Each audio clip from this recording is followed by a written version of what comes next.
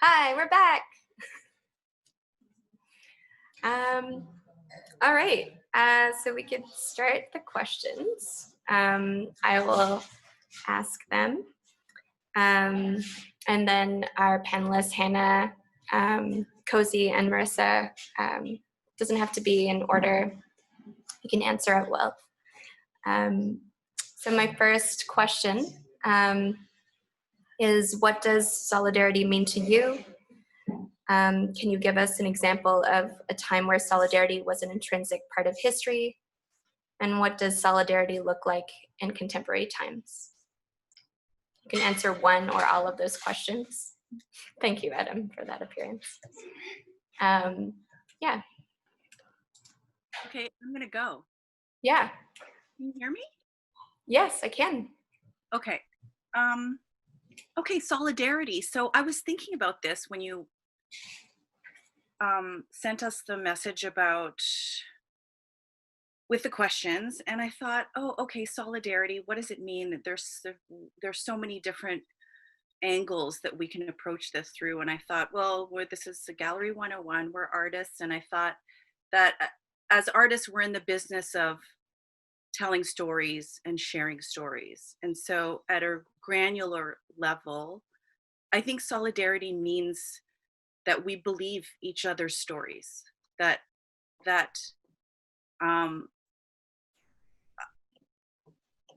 to stand beside you is to believe your version of events and to be compassionate to your perspective. And I think that is the genesis of actions from there onwards. Does that make sense? I think it's like a really simple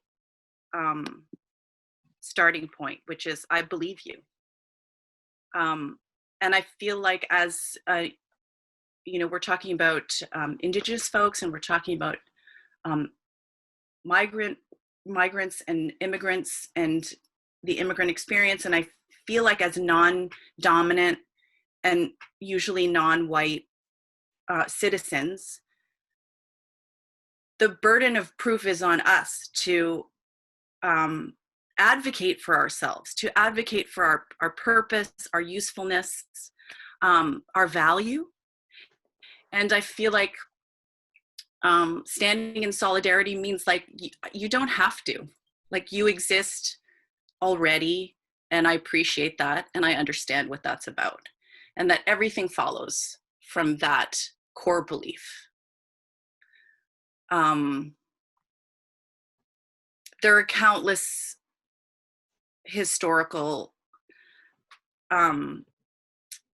examples. There's one really good one in as a Filipina Canadian woman, in the history of my country of origin, of solidarity in the Philippine American War of 1899, also called the Spanish-Cuban Philippine American War. For 4 years, there were so-called Buffalo Soldiers deployed to the Philippines to fight on behalf of the US. And there was one gentleman named David Fagan, who was later regarded as General Fagan, who deserted the US Army and stayed to fight for Filipino revolutionaries. His experience, he was born and raised in Tampa, Florida. And his experience was typical of one at that time, which was a Southern Black experience where Black bodies were being harmed. And he aligned himself while he was in the Philippines with the movement in the Philippines, understanding the imperial forces at play on the other side of the world. So I feel like that's a really cogent example of solidarity, despite geographic centers, despite being in the same geographic location. And then what does contemporary solidarity look like? In my opinion, I just wanted, I'm sure a lot of you have read this book, but I think that contemporary solidarity looks like this book by Amy Fung, which is, if you haven't read it, please read it. I have a copy, you can borrow it. Which is Before I Was a Critic, I Was a Human Being. And Amy Fung is her roots are in Hong Kong. She's Chinese Canadian.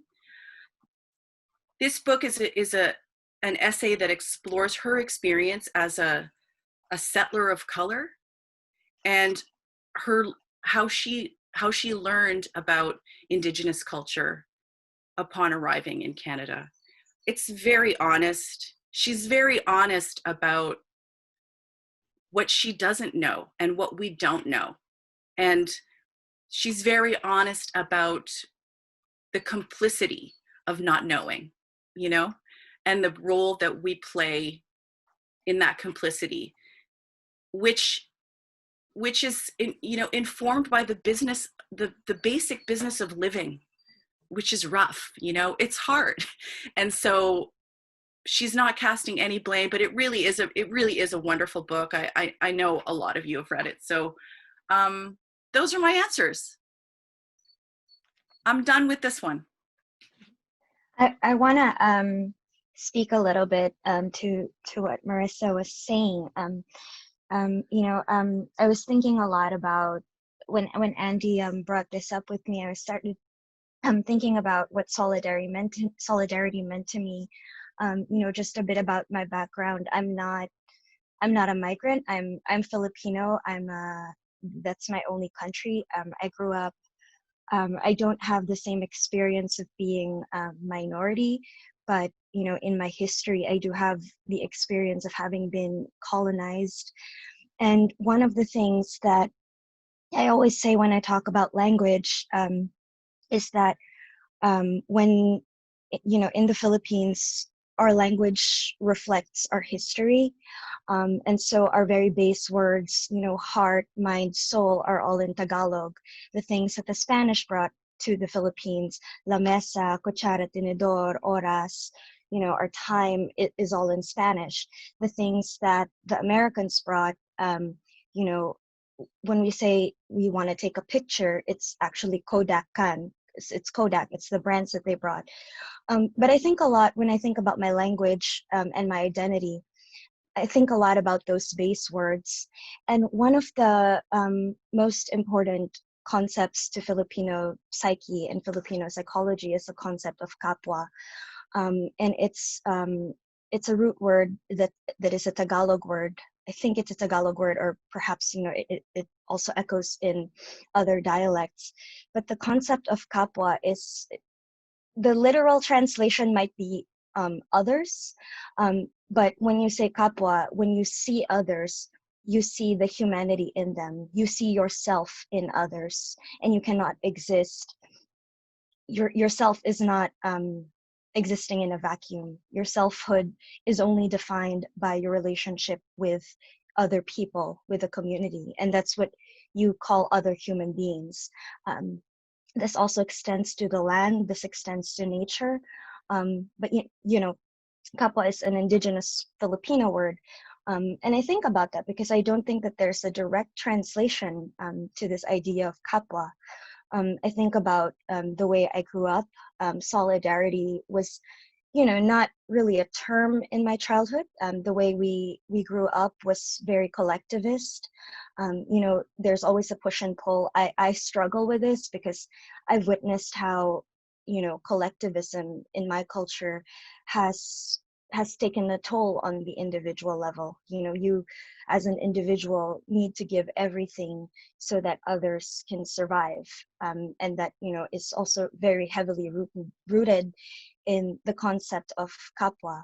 And I think now that we live in a world that's very connected, we're doing this from multiple, I'm doing it I'm doing this from the US. I'm seeing folks from different backgrounds. But I think about the idea of Kapwa and how it extends, not just in my culture, not just in my land, not just in my people, but it extends to everything that we're witnessing now. In contemporary times, I've been thinking a lot about what that means for me as a storyteller, or I'm a photojournalist. And it's photography is a very, it's quite a colonial tool, but also it's a very individualistic process. It's very much, this is what I see from my perspective.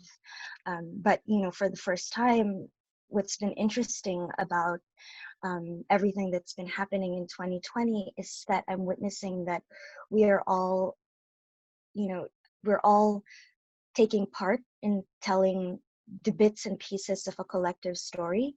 And I've never seen photography quite do that. Not in my history of my career. Not in, when I'm studying photography, it's always about the very individualistic vision. But now I feel as if I'm sense making from the perspective of other people in one single topic. And I find that to be really powerful. And in another way, it's also very humbling. It's forced me to look at my own practice in a new way, that I'm looking at, my photography, not necessarily just as existing in its own space, but in the context of other people. My photography is my contribution. And that's brought me back a lot to my roots, my Filipino roots, and back to that concept of Kapwa, that my perspective, that my vision is only ever important in the context of other people's visions and in conversation with other people. So in one way, you can see solidarity in contemporary times, but for me, it's not necessarily something that's new to me. It's actually going back into something that's older, something that's been part of the ancestral wisdom that I may have forgotten. And part of what I'm trying to learn now is not necessarily to resist all these changes, but to really listen to the landscape and listen to what that means. And I think it's such a good time to be, reflecting on solidarity today, because the very concept of Kapwa is that we don't exist if there are no others. And so, that's sort of how we as a collective can sort of sense make in this very strange and unsettling time. So those have been sort of what I've been reflecting on. And a lot of it is not so much, my original thought, but really just going back to what I might have forgotten, that the voices the people who, gave up their lives so that I could exist here, so that I could do what I'm doing, so that I could engage in the arts. They had values that, I think modern times may have obliterated. So I think, the contemporary idea of solidarity isn't actually, just us making something new, but perhaps it's also looking at history and understanding where our place is in that continuum as well. So first and foremost, Andy, thank you so much for inviting me to be part of this. And thank you to Hannah and to Marisa for your reflections. This has just been really beautiful from the get-go. You guys can hear me, right? Just want to make sure. So I have to be totally honest, I did not spend enough time kind of reflecting on the questions, and these are excellent questions. So what I'm going to say, it's really just going to be reflections. And I think perhaps there is a beauty to that, because I think the way that you've started this conversation, Andy, is with a lot of honesty and a lot of openness, and also a lot of love and care. And I think that is so fundamental when we even talk about something like solidarity. And one of the things I was kind of writing down was that solidarity is understanding that we can't afford to remain silent about each other's oppression. And I think that is very true. But at the same time, I think that oftentimes when we think about solidarity, it is in the perspective of oppression. It is in the perspective of kind of understanding these forces that have brought us down and the ways in which that oppression is interconnected, particularly colonialism. And for me, that's how I understand kind of that relationship between my oppression and the oppression of Indigenous folks on Turtle Island. But at the same time, there's something there to be said about solidarity being an ability. And Hannah, you were saying this so beautifully, to really understand that we aren't these separate beings. You know what I mean? That like being able to recognize that humanity in someone else. And in some of my work, I've gone back to this idea of opacity that Edouard Glissant talks about, where it's a kind of recognition of the humanity of someone else, based not on an understanding of their difference, but kind of just a dismissal. Like we don't even need to understand the ways in which we're different in order to really recognize one another and to respect one another. And I think there's a lot of beauty there. And I think increasingly, I'm wondering, what does it look like to, even talk about solidarity from a perspective of pleasure, from a perspective of joy, from a perspective of understanding those things that really are part of that human experience, that we don't get to explore, right? And I always think back to Toni Morrison and what she talks about in terms of the real function of racism being distraction. I wonder what the kinds of relations that are possible outside of that shared oppression. I want to get to know you as a person, and I think in thinking through the exhibition that I curated at the Carleton University Art Gallery, one of the most beautiful things was it was really about bringing Black and Indigenous women together and really starting to kind of like reassess Canadian history, because I think there's an element of history here where those connections and those relations are hidden from us. We don't understand. There is an element of complicity of like Black folks being settlers on this land, but there's also an element of us potentially being allies that I have such a hard time finding. I have such a hard time kind of unearthing those histories because I think they are hidden from us for a reason, right?